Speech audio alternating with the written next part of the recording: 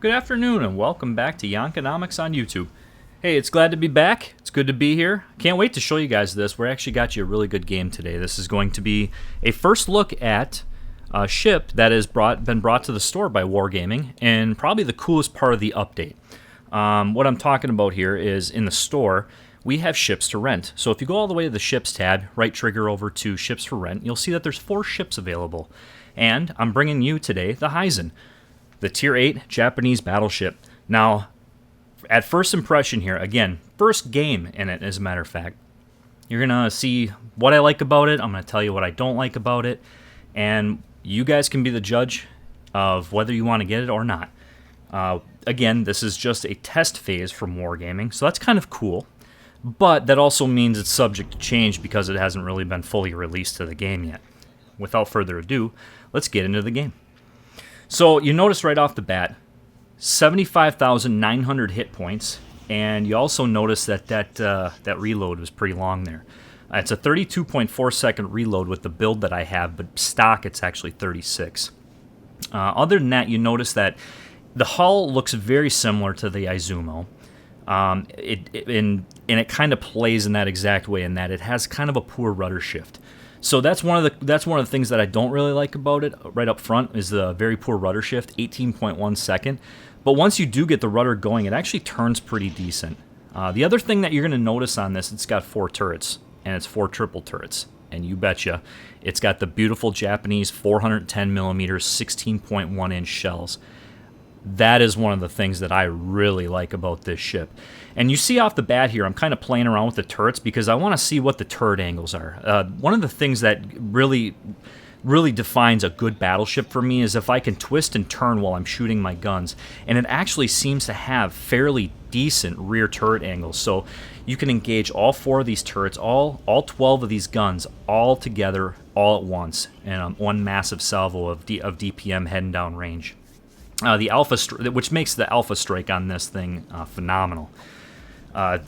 You'll see here, it takes a little bit to get in this game. I kind of luck out here. We end up in a Tier 7, Tier 8 game, and we don't have to deal with any destroyers in this. So that's actually one of the things that I'm really looking forward to about this, and it makes my gameplay a little bit more aggressive, knowing I don't have to worry about some of these torpedoes. To tell you the truth, right there, that Charles Martel that we just spotted, that ship right there is, I believe, the only ship that I got to worry about in this side of the map that had torpedoes. And you'll see when I get up and push up into this cap what I mean about, worrying about torpedoes, knowing where to position my ship, knowing when they're coming. It's just that's the kind of stuff that just comes from having a little bit more of an experience in the game. Again, I have 24,000 games played at this point. 12,000 of them, at least 50% of them, are in battleships. So I consider myself to be a battleship main. It's arguably the easiest ship class to play in the game, but at the same time, having a good battleship player on your team can really make or break your game.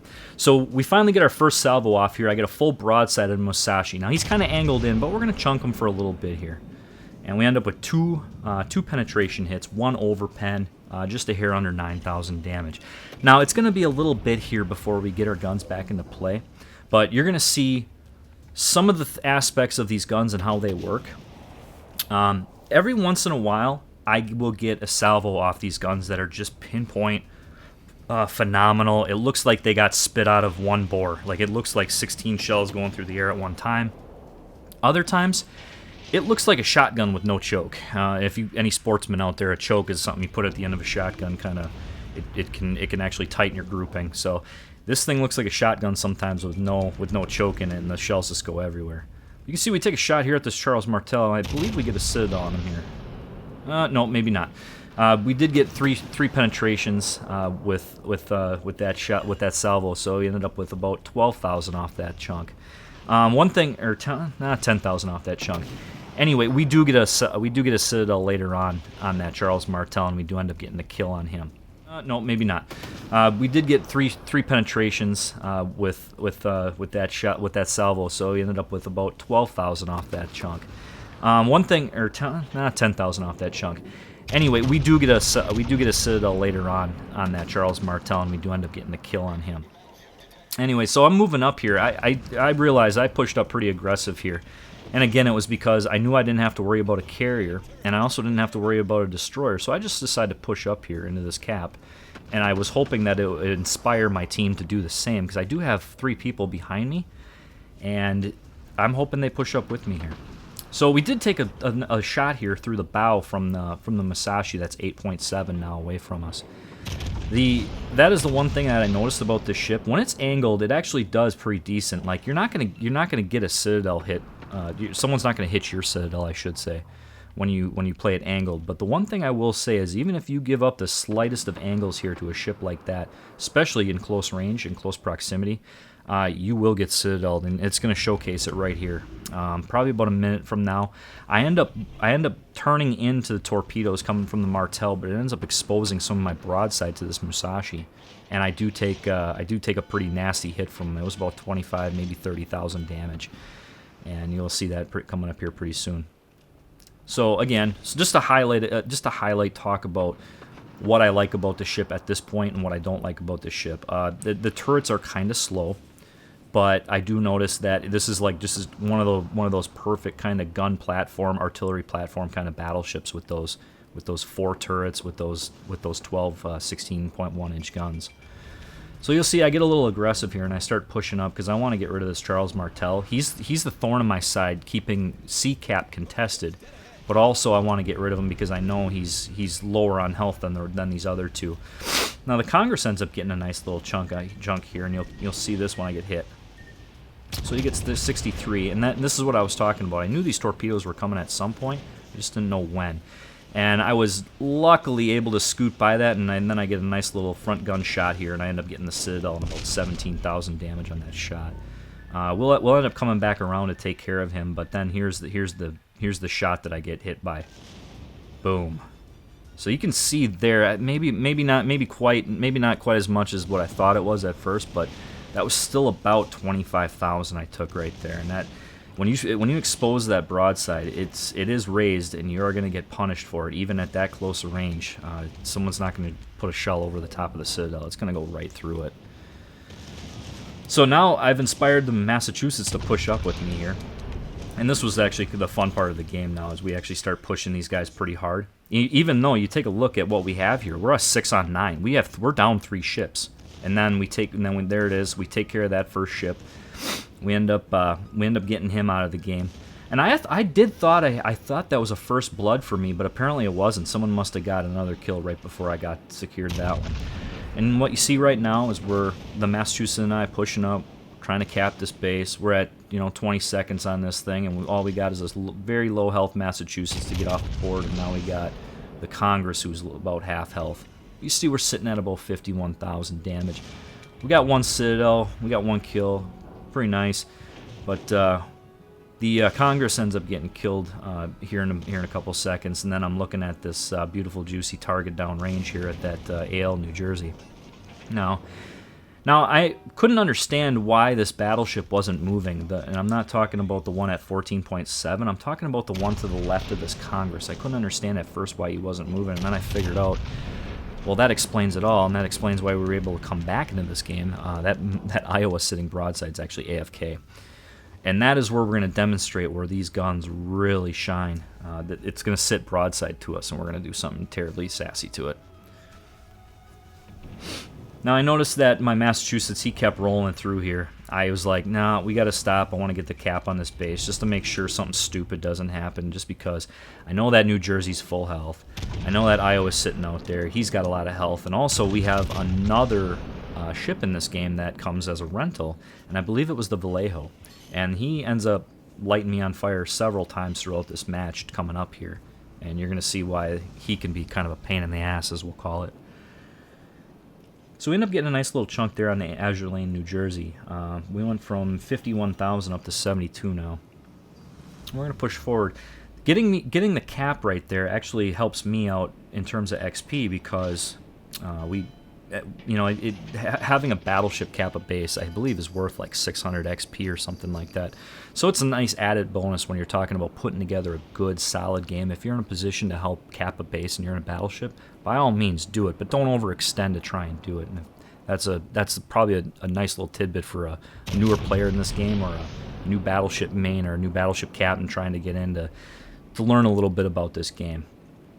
So Azure Lane, New Jersey, he knows what's up. He's putting his bow toward us here, and we end up getting a couple hits here, 3 pens through the superstructure, giving us about 8,000 damage. Nothing too major, but you're gonna see coming up here what's about to happen when you sit broadside to a Heisen. So we've been talking about this now for a little bit, and I know. Where Are You? Aaron's got a video up too. He had a really nice game, about like 161,000 damage, and we're gonna put up something very similar. But again, we're gonna piece together a nice little game here. And the fun part about this for me is this is the first ever game that I've played in the Heisen, which kind of gets me a little excited. So here we are. We have an IO sitting broadside at 10.5 kilometers. Now just watch what happens to this poor fella. Again, right now, there's these 4 ships available in the store for rental right now. It's the Vallejo, Hizen, Hampshire, and the Anchorage. And as right on cue, here they come. Here they go. Splat. Somehow, some way, someone had him on fire, and we didn't get the kill there, but we ended up with 3 citadels on that hit, and I don't know if you guys saw that from the picture, but that looked like 53,000 damage we just did to that poor fella. Again, I understand that it's an AFK ship. I understand that it's still sitting there, and there's nothing to be excited about when it comes to, oh, look what I just did. But again, we're talking about the first look on this ship, and that is what this thing is capable of doing. It's nasty with these guns. So we end up pushing. Well, now at this point, we're just pushing up. I know we have this game won. We have all 3 caps. It's a 4-on-2. I'm not going to sit back anymore. I'm just going to push these guys, and I want to get them out of the game. So again, the ships that are available in the store right now, we have the British Hampshire, and we have the American Tier 8 Vallejo, which is actually what we're shooting at right here. This thing looks and kind of plays like a mini Worcester. At least that's the best way I can describe it just from going up against it so far. And then we have the Tier 8 Japanese Heisen battleship. And then the last one that we have is the Tier 7 Anchorage, which is, oh my god, it's like a Rochester on steroids. That thing is, I would actually venture to say right now that thing is broken with torpedoes on each side. And then it's got 12 8-inch guns. That thing is crazy good. And I actually, my first game in that, I do have it saved on the computer here. And I will eventually get around to posting a nice little video about it, maybe tomorrow. But it was like 2,900 XP game. And that's it. Azure Lane, New Jersey going down with the last salvo. We secure the kill there. We pop the high caliber medal. We jump out of this match, and I'm thinking to myself, you know, this didn't seem like it was the greatest of matches. I'm like, it's a good match, but it's not a great match. And then I'm all of a sudden noticing, hey, look, we're ranking up all these times, and I'm like, okay, 151,000, and I look at the XP, and I'm going, 22,816 XP? I'll take it. I can live with that, especially for a first game. And there you have it, guys and gals. Our first ever game in the Tier 8 Japanese Heisen. Now, I will go through, and we will talk about the commander build here. I'll show you guys the armor layout and the structure, and basically how we have it set up and what it looks like. But again, I was actually kind of surprised at how well we actually did in this one. So going through our upgrades, we were running Aiming Systems Mod 1, Propulsion Mod 2, Concealment Systems Mod 1, and then last but not least, Main Battery Mod 3.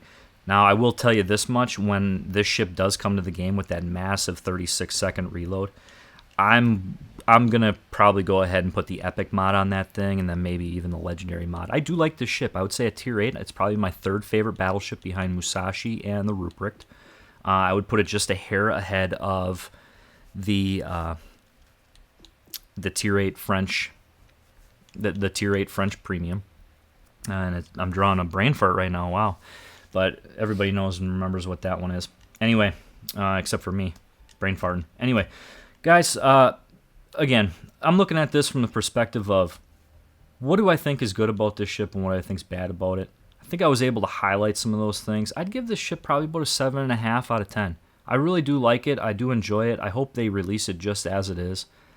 The only thing that the best way I can compare this ship, and you can see right there, that's my first game in it. The best way that I can compare the ship is it plays almost like almost like Fuso at tier 5, or maybe even the Ashitaka at tier 6, if you guys have any of those ships. Just because there's lots of guns on them, and it seems to do fairly well when you angle it. But it's when you give a little too much broadside that she gets slapped around a little bit. And obviously there's a lot of battleships that get slapped around, but there's also a lot that you get a little more leeway with it, and this one just didn't seem to give me a lot of leeway. So again, I really like it. I would love to see a main battery reload on this thing. I think it'd be super cool. But there you have it, guys, the tier 8 Japanese Heisen. If you haven't already done so, hit the subscribe button on the channel. We always call it Dev Striking It. Citadel, the thumbs up button. Jankenomics on YouTube. Guys, I'm signing off. Peace out. Have a good night, everybody. Later.